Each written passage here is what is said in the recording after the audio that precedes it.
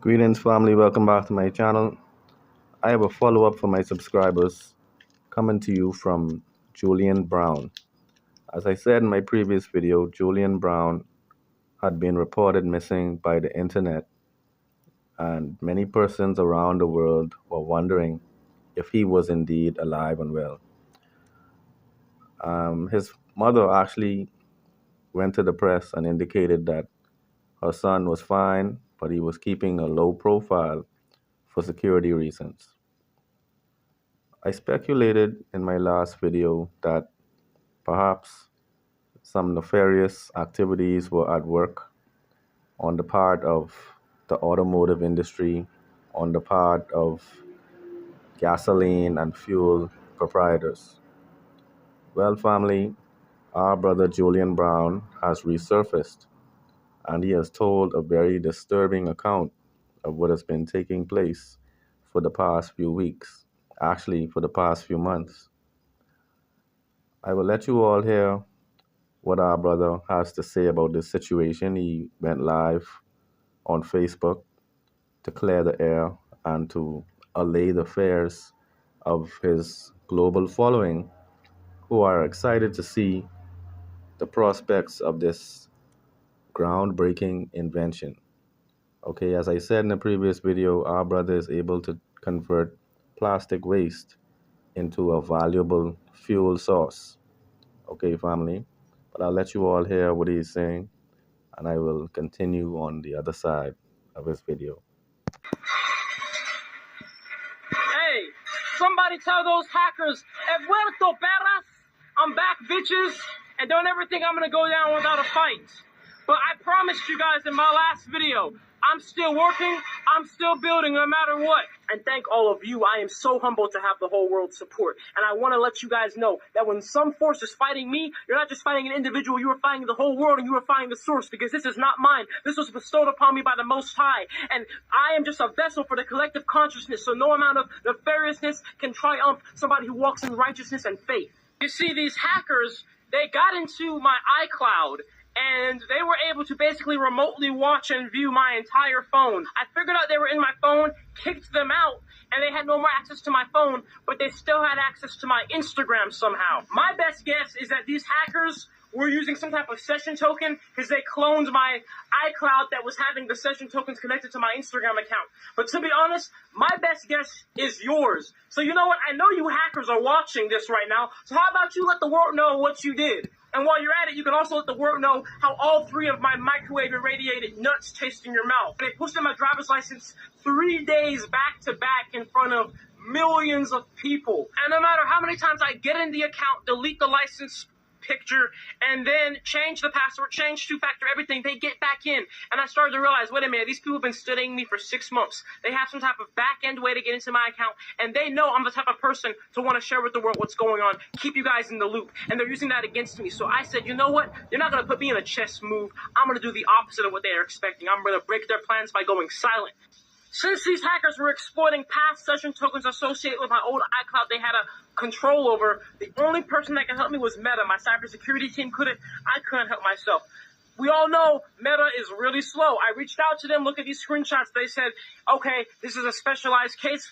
You may have to wait 24 hours up to 2 weeks. It took 3 weeks, okay? I kept spamming them. Meta, please, Meta. Why? What is taking so long? And the breaking point was when I made international news for literally saying and doing nothing, because it freaks people out that much. I love you guys so much for all your concern. But that made me say, Meta, look, guys, even if your review is not done, please just let me log back into the account so I can calm down people. And Meta said, okay, we will, but we'll watch. So I made this vague post to my Instagram account yesterday that looks like a hacker on purpose, because the whole world wouldn't know if it was me or a hacker and be on edge, just in case the hackers could get back in and post something crazy. But the hackers knew I made that post, and they would try to get in the account again, which they did. They fell for the bait. Look how many times they tried to get it right back into my account minutes after posting it. But this time, Meta was watching. Meta now knows who these people are, and they're still doing the review, and we're going to get them busted.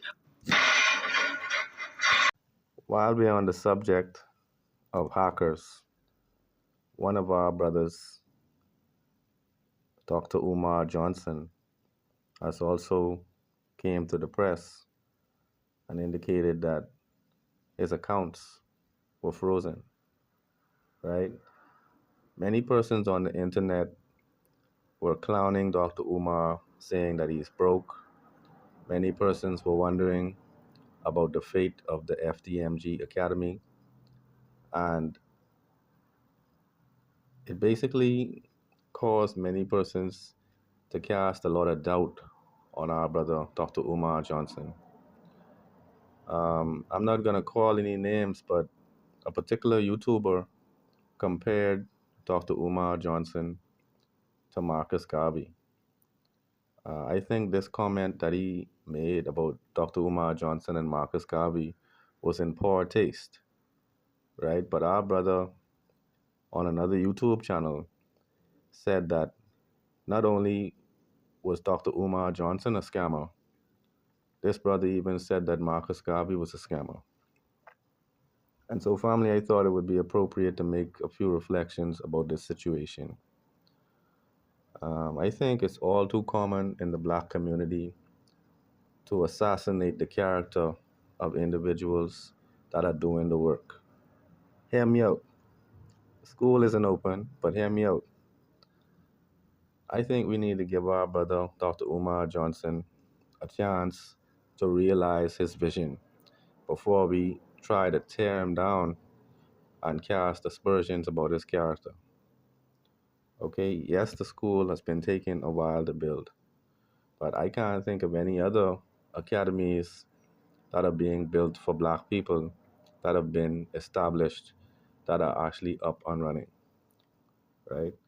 I think we need to give Dr. Umar Johnson a chance to carry out this vision. He's bought some buildings. People are referring to the buildings as trap bandos. People are saying that he bought something that was not very valuable.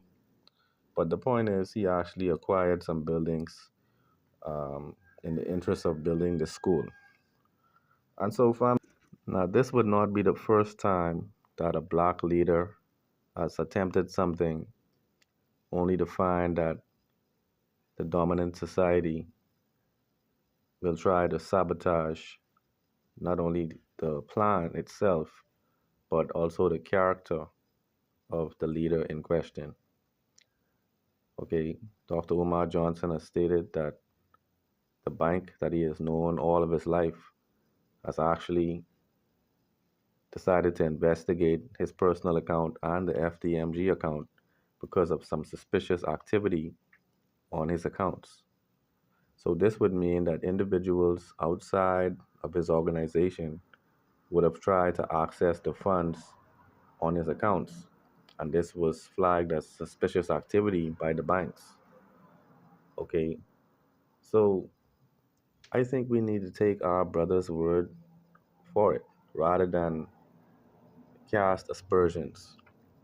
Okay, it is entirely possible that hackers were trying to embarrass Dr. Umar by causing his accounts to be frozen, causing him to make pleas on the internet for financial assistance.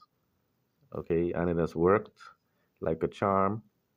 Our own people have decided to tear down Dr. Umar Johnson because of these allegations. Okay, family. So let's use a little bit of discernment.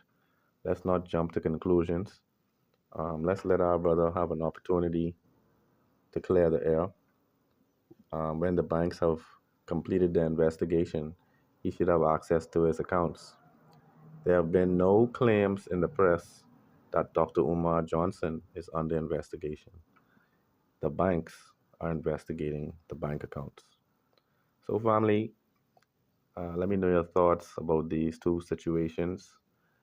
Let's all hope for the best for our brother Julian Brown in his quest to make the world a cleaner place.